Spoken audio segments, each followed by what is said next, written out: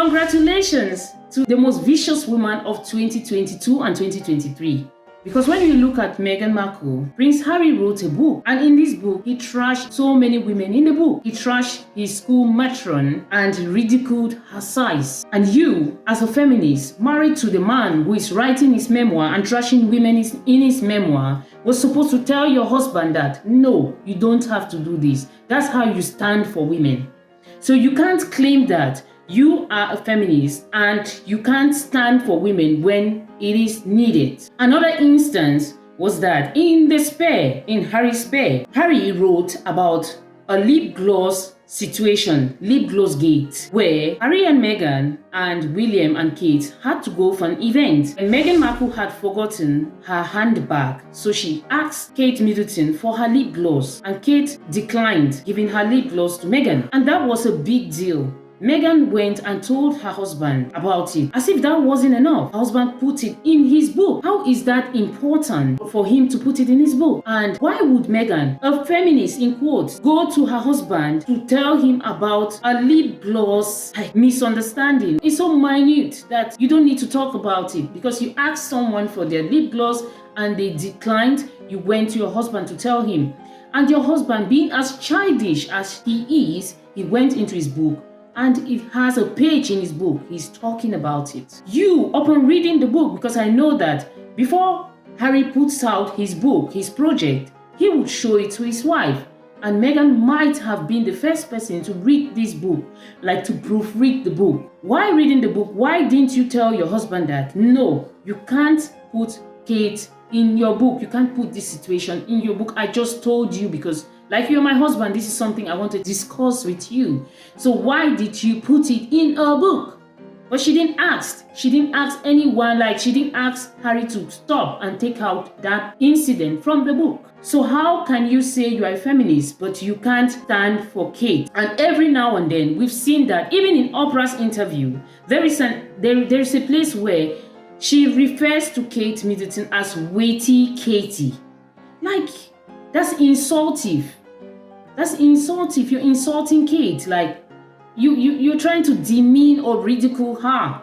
But you claim to be a feminist. And this MS Foundation, I don't know the criteria which they're using to give someone an award as Woman of Vision Award. Because if they did their research, they would have known that Meghan doesn't deserve this award. Another major reason why I think that Meghan doesn't deserve this award is because the Queen was sick and was dying. She was in her dying bed.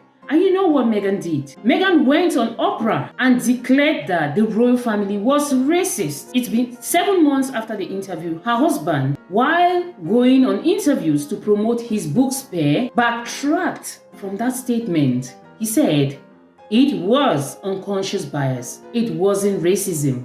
How dare you? You all know that the Queen was sick and you made these allegations. So the Queen died, knowing that you had accused her family of racism. And after she had died, you took back the statement and you rebranded it as unconscious bias. But what is unconscious bias? It's the other side of racism. Unconscious bias is racism.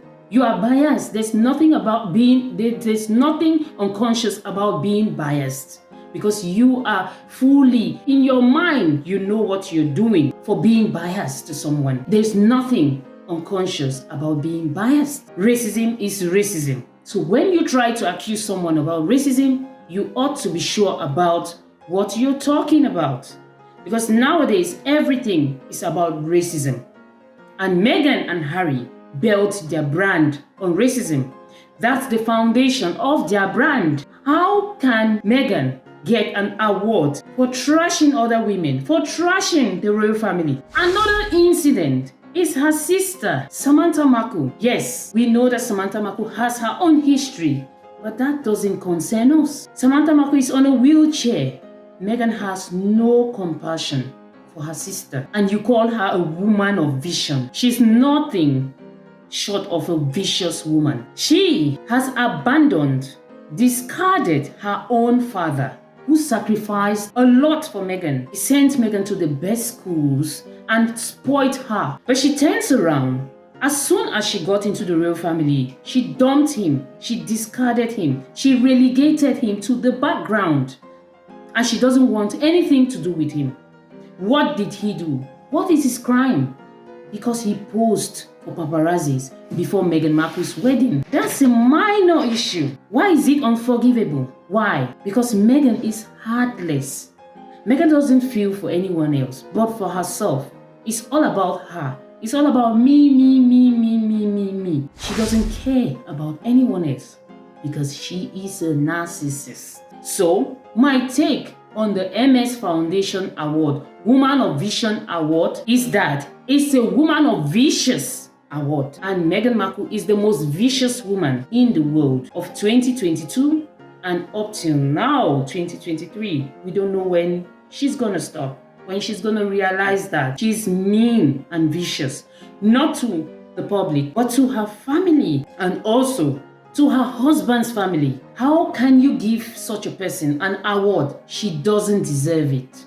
She doesn't deserve that kind of award. In conclusion, as we all know, most of the awards, people buy them, people pay for the award, so the highest bidder gets the award. So in this case, Meghan happens to be the highest bidder, so she gets the awards. Hooray! Congratulations to the woman, the most vicious woman of 2022 and 2023. Thanks for watching. Stay tuned. See you all next time. Don't forget to subscribe, share, like, and comment. Love you all. Bye.